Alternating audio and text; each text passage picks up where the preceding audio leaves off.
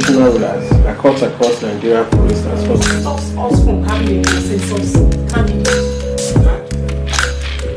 I arrived to witness what I was going to go through.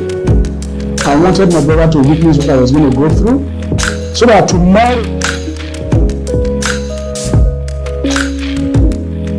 Hello, good morning, good afternoon, good evening once again from across the globe, as I usually would say.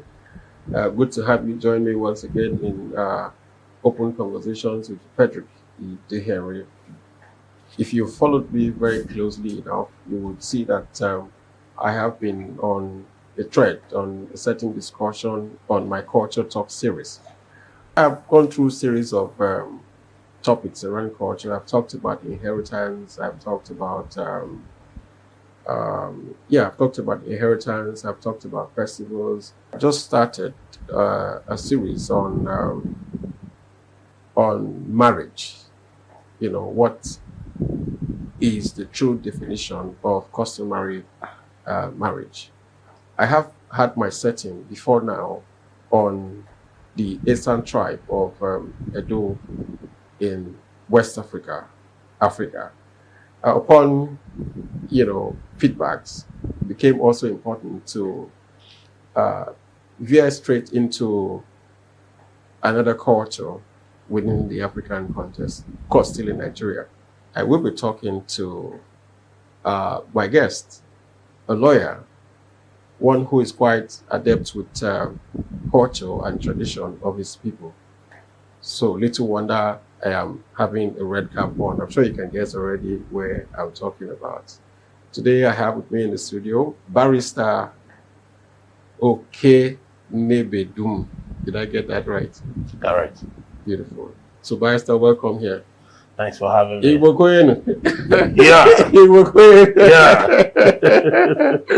Well, good to have you here. Oh, thank you. Yeah, I just ran through a bit about you, so help us help my audience meet you better than I could. Okay, like you said, a man's name is his most precious sound he loves to hear. I'll say my name again. That's fine. That's fine. That's fine. Okey Nnebedun is my name. Like you said, from the eastern parts of this country.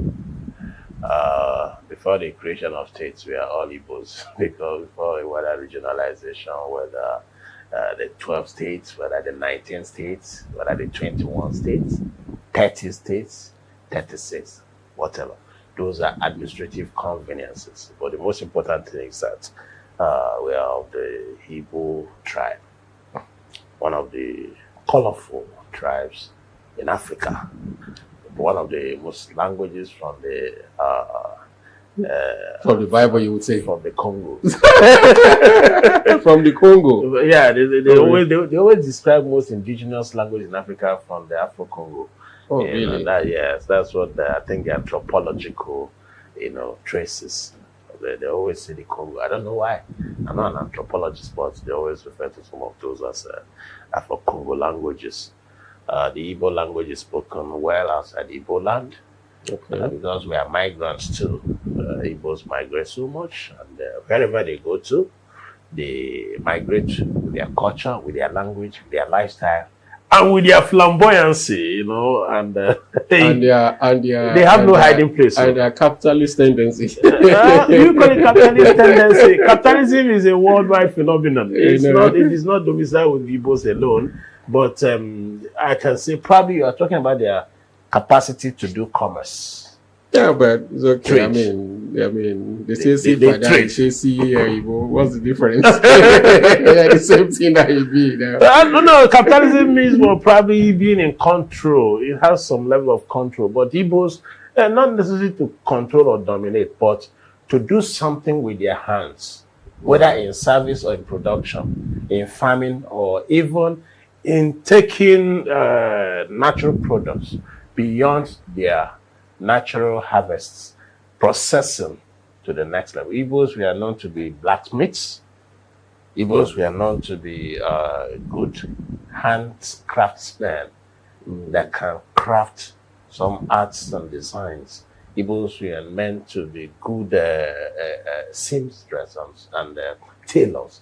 Igbos are known very well to also are good in art, sculpture, writings, and even philosophical, portrayal of and recording of history. Here in Nigeria, Yes. help my audience that may not be familiar with Nigeria better understand which part of the country brackets the Igbo-speaking nation of Nigeria. Maybe I should ask, how many states in all in Nigeria that make up the Igbo-speaking tribe? You have variants of the Igbo language.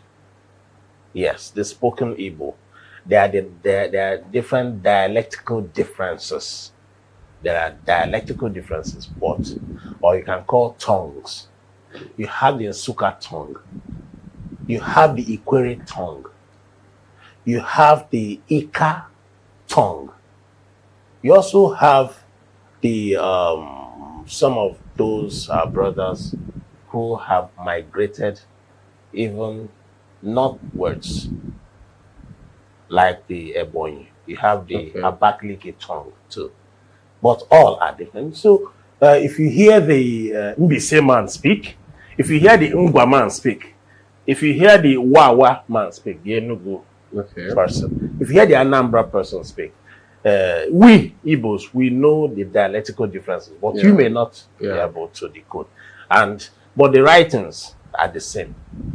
In fact, it is spoken Igbo, the alphabet, the Ado, Chi, the E, basically the same thing. are basically the same thing, but the rendition. Let's try and name them give them definition by state. So moving from down southwest, moving from down southwest, you first encounter those Igbos who are between Delta and Edo State. Okay. I've forgotten. Between Delta and Edo State, the Asaba artists? Not Asaba. Okay. You encounter the first ones, not the Agbo. If you call it, I will remember. The Agbo? Not the Agbo. Before the Agbo, there is. I have a neighbor. Before the Agbo, you mean? Where does the writing from Benin? Writing from Benin? On the right hand side. Where does the mother of the immediate past governor of Delta State come from? You are not talking about Kwane. You are not talking about. You are not talking about Igbanke. You're not talking about Igbanke. Thank you, Igbanke. Okay, it's Igbanke. So you encounter them first because they are most proximate to the Edo. Then before you now encounter the ones Iseloku, the Ogba, the Agbo, and then even the Asaba, which are very close to the Niger River, Agwash, and then they have boundaries with the Onisha. You have the Onisha tongue too. And then coming eastwards more, if you take to your the eastern part, you so one moment before you get into, when you say eastern now, that means crossing the Niger, using geographical across that the east. But the Igbos transcend beyond. I've told you that the states are mere administrative conveniences. Yeah, no, I'm just trying to have my audience have a better grasp of what. So at least they understand that there are Igbos in Edo, there are Igbos in Delta, there are the homeland of Igbos in Edo or in Delta. Igbos in Edo, the Igbanke. No, Igbanke. Igbanke is not. There are boundaries. There are Igbankes are the boundary people between Edo and Delta. I have my authorities that there are Igbos or there are Igbankes that are in Edo, and then before you now move more eastwards and encounter the Agbos, the Seluku, and the rest of them, where they call when you cross the Niger, you first encounter the Onisha. The Onisha. Would it be right to describe too? Because we hear Delta Igbo, right?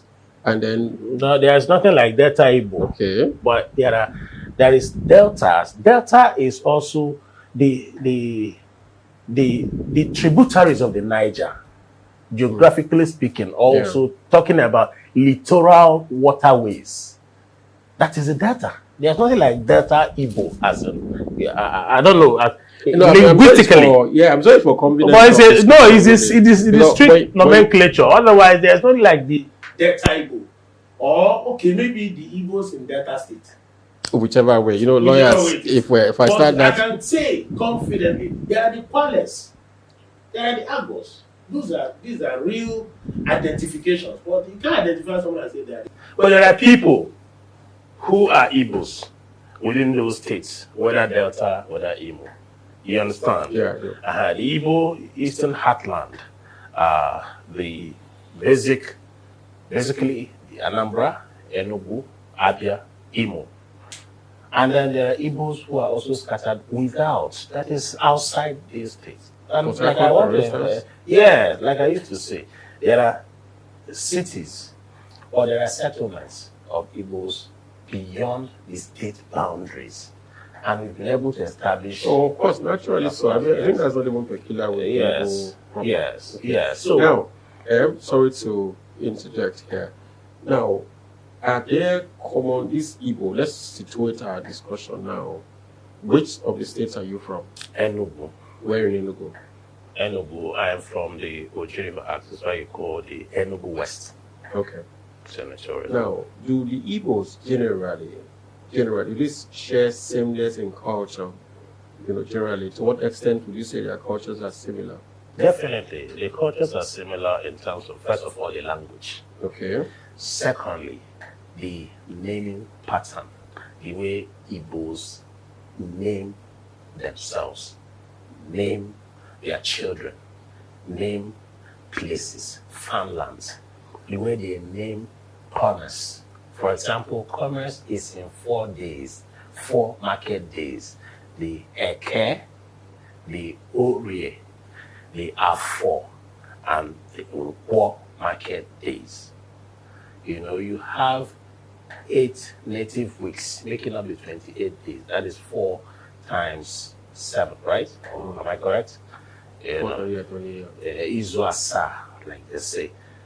It is a period within which a woman goes through purgation after childbirth. And that is where you hear things like the Omugo. It's also a cultural very peculiar. Yeah, Omugo, Yada, the concept, if I call phenomenon of Ada, Opera, and all of that. And their inheritance realities. Okay. You know, some of those can also be traced to the Bible, or some of those cultures can also be seen to be endorsed by the Bible. I don't know which one originated before the other, but you can find some of them biblical. Like the circumcision of the male child, the Igbos still do it. Up to today. They still do it. They still do it till today.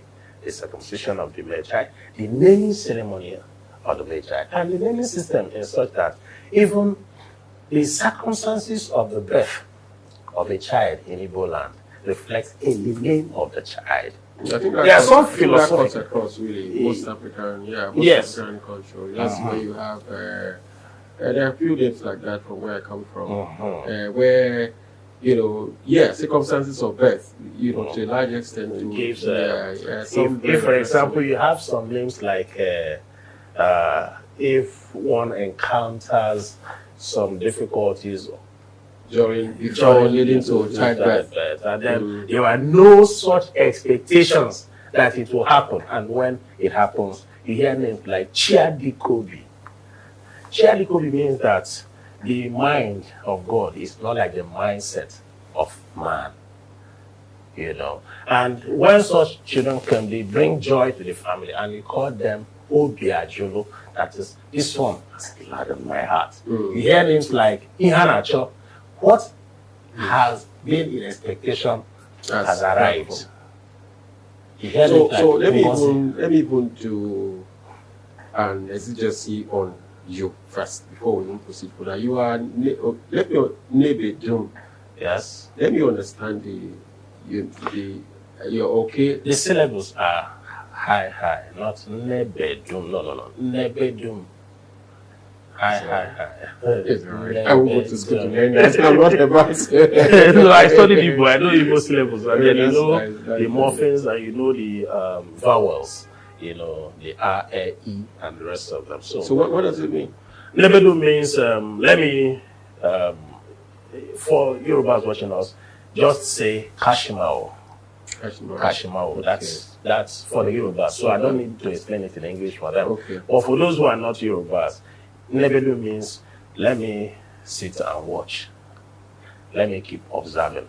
Also, like what I told you, if there's a trend in a family and a male child is born or a child is even born, and if the preceding trend is that the child doesn't exceed 1 week or 1 month, you know, and this particular one exceeded 1 week, you hear such things like Nnebedum. Let me observe. Let me see. Nnolum, and Nnolum is also the same meaning with Nnebedum. But when, like I talked about tongues, if you get to Imo State, you wouldn't see Nnebedum, you hear Nnebedum.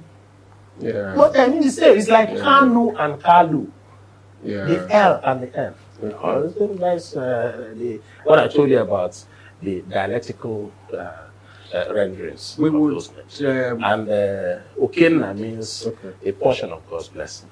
Okay means a portion, an allocation, an allotment, you know, of God's blessing. Okey Okechukwu, and Uchechukwu, Obina, and the rest of them. So the Nna there, you know, Nna means father, and it is the pronoun for God the Father, the Almighty God, Chukwu Okike. You know, we always believe in that Chukwu Okike, Chukwu Abiyama. You seem to be quite, you know, abreast with that's your place where you come from. No, see one thing is, I like the. It's I can say for me, it is adventure. Okay. Yes. I can also say Igbos are migrants in nature. I was born and brought up in Port Harcourt. Okay. The city of Port Harcourt, particularly Diobu, where I grew up, and Romomasi, where I went to my primary school, secondary school, and all those. During the era of military intervention, immediately following the election of, or the second term of Mr.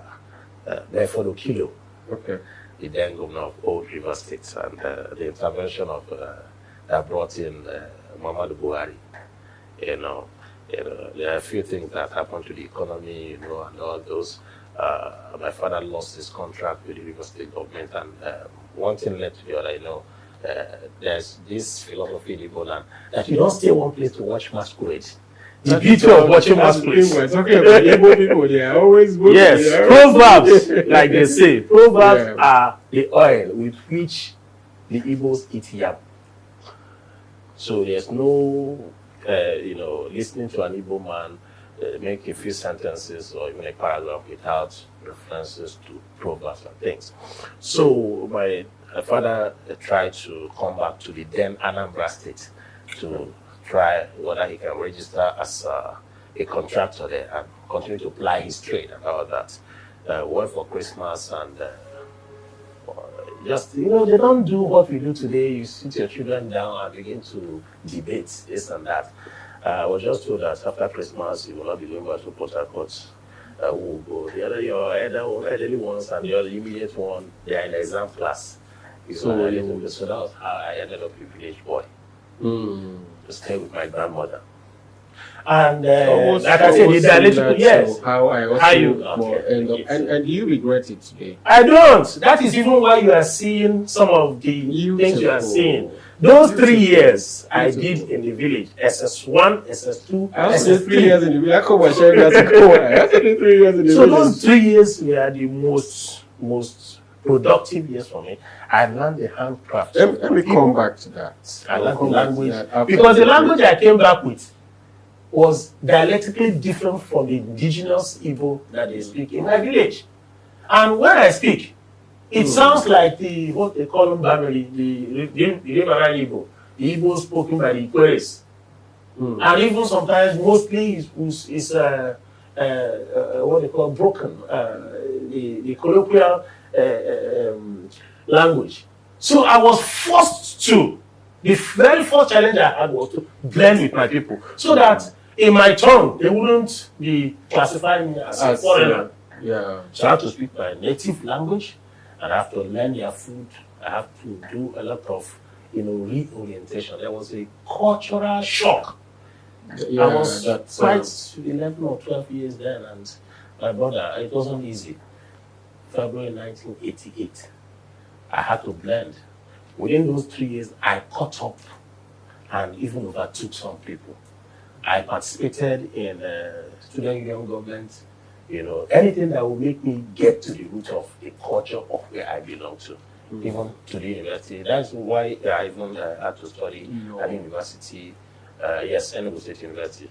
I gained admission as a law student, and by the time I finished from there, I said to myself, I'm now reintegrated to my people, and it exposed me to know some of the things I know today.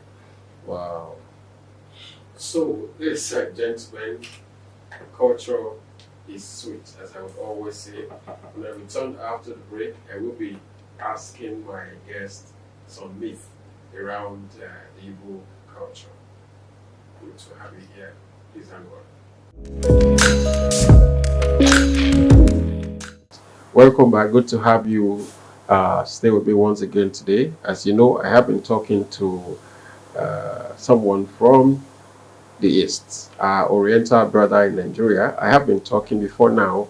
I have had cause to, be talking, to interact with someone from the Sub-Edo nation, the Esan nation, where we've been talking about issues around marriage and all of that. But upon demands, let me put it that way, I decided I was going to take a trip to the East, or out of Esan, that is. My first one of call is in the East. I have a lawyer here, quite abreast with what happens in the East. We've been talking, we've been interacting really. Just about now, we will get into the meat of the matter. The law. We hear that if you want to go and marry in the East, where you come from, if you want to go and marry an Igbo woman, that you will have to have worked in the bank as a bank manager for like a donkey years, be able to make a lot of money to go and marry, get enough money to marry an Igbo woman. Tell me it is true or it is not true. If it were the Pentecostals, I'll say I reject it. So I put it to you. Who said so? They said so. Who are they? This according to who? According to my source. Rumor mongers. No, as a matter of fact, it's not rumor. Let's not play about. Okay. Has any one of them visited? Has any one of them visited the Southeast? I'll tell you. Let me give you an our experience. Oriental homeland. Let me give you an Have they joined any of their friends, street, estate, church member to the Southeast for any of the marriage rites? If they have, let's break it down. Did they cost into the marriage ceremony? No, lawyer. That's why it's difficult to have interaction with people like this. You are getting into no, you must have to situate your question. What is expensive now? Is it the marriage or the bride price?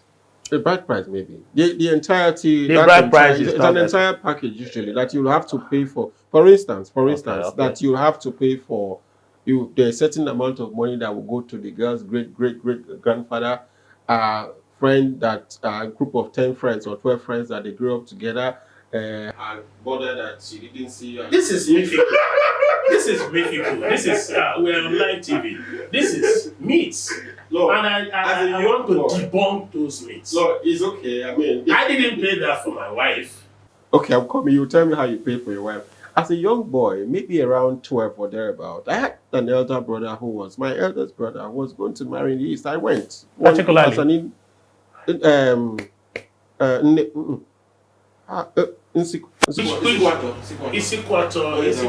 should be in Abia. No, the place I'm talking about is in Imo State.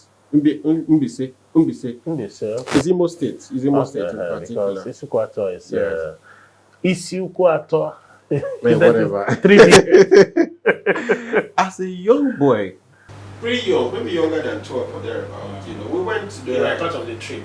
Yes, I was part of the trip. Did it spring a surprise to him when he got the list? Did he personally express surprise? He wouldn't, because he would have dated the young girl, and the young girl would have put him in the know.